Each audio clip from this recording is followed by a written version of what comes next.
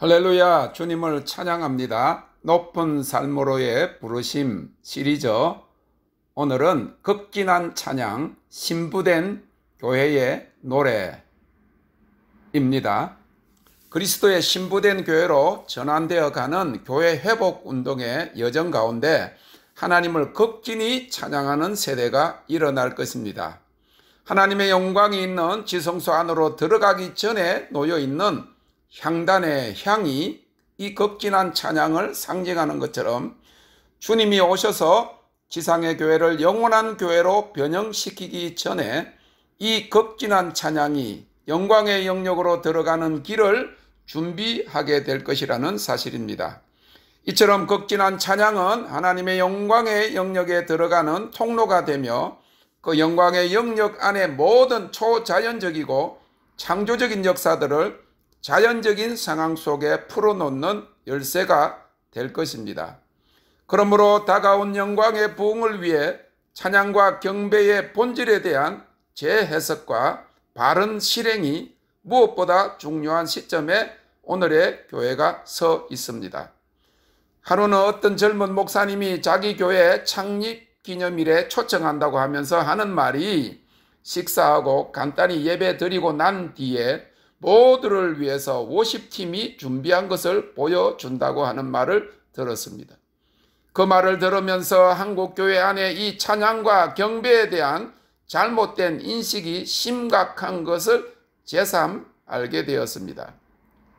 워십팀이 찬양하고 율동하는 것은 그것 자체가 하나님을 예배하는 것이 되어야지 예배 마치고 사람들에게 보여주거나 연습한 것을 공연하는 것이 아닌 사실을 알지 못하고 있는 것이 오늘날의 교회의 현실인 것입니다.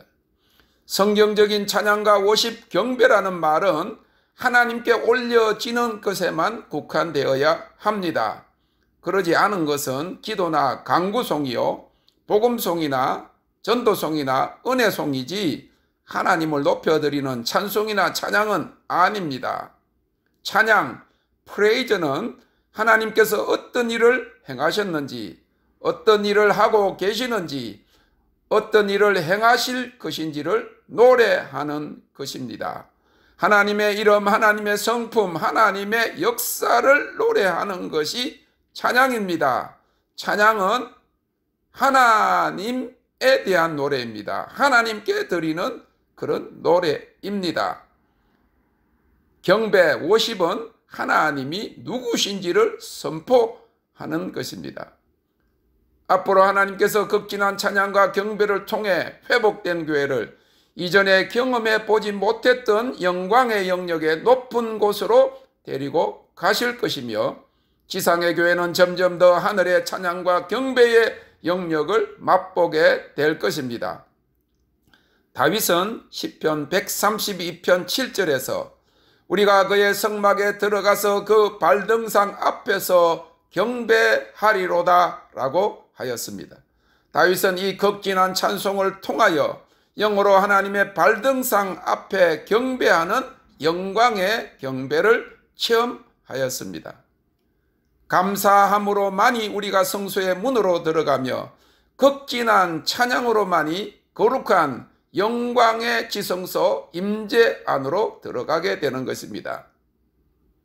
회복된 교회는 이제 점점 더 이러한 하나님의 임재의 충만함 안에서 하나님을 찬양하고 경배함으로 도시와 열방의 하나님의 영광을 나타내게 될 것입니다. 그러므로 극진한 찬양은 하나님께 올려드리는 신부된 교회의 노래입니다. 시편 96편 4절 여호와는 광대하시니 극진히 찬양할 것이요.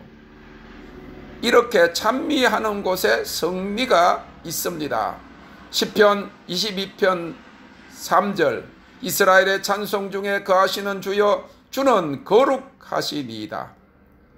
이 세상에 수많은 혼돈과 변화가 일어나고 있는 이때에 하나님 앞에서 찬미하는 자세를 가진 자가 그의 보좌로부터 오는 영광으로 빛나는 자들이 될 것입니다.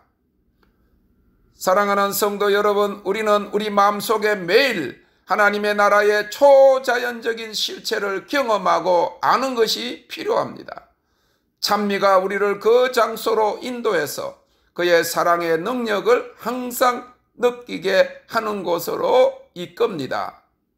하나님께서는 그의 백성의 찬양 중에 거하십니다. 그러므로 우리는 매일 말씀만 아니라 하나님을 경험하는 삶을 살아야 합니다. 이것이 우리의 마음과 생각을 그의 방향에 고정케 하는 것입니다. 우리의 초점은 그에게 맞춰져야 하고 그를 영화롭게 해야 합니다. 우리가 그렇게 할 때 우리의 영 안에서 승리를 경험하게 될 것입니다. 우리의 혼 안에 소음이 들린다면 우리의 찬미는 그 소음보다 더 크게 들려져야 합니다. 그럴 때 우리의 마음의 소리, 번민, 실망, 인간적인 생각들, 곧 하나님과 관계를 단절하는 소리를 극복할 수 있습니다. 이런 모든 것들을 쫓아내고 전심으로 우리의 목소리를 높여서 손뼉을 치고 춤을 추면서 찬송해야 합니다. 이러한 방법으로 예배할 수 있는 자유가 우리에게 있습니다. 이사야서 32장 17절에서 18절 의의 공효는 화평이요 의의 결과는 영원한 평안과 안전이라. 내 백성이 화평한 집과 안전한 거처와 종용이 쉬는 곳에 있으려니와. 이것이 시끄러움이 없는 영과 하나 되면 그곳에 하나님의 영광이 우리의 전 인격을 통하여 무겁게 느껴지는 그의 임재의 영광을 누릴 수 있을 것입니다. 이런 변화를 통하여 주님께 아무것도 어려운 것이 없음을 알게 됩니다. 그의 영광이 이 어려운 시기에 돌파와 축복을 가져오고 우리의 믿음을 더욱 강하게 만듭니다. 이때가 우리의 믿음이 금같이 연단되는 때이며 이 장소에서 하나님의 영광이 더 빛납니다. 하박국 3장 3절에서 4절 그 영광이 하늘을 덮었고 그 찬송이 세계에 가득하도다. 그 광명이 햇빛 같고 광선이 그 손에서 나오니 그 권능이 그 속에 감추었도다. 할렐루야.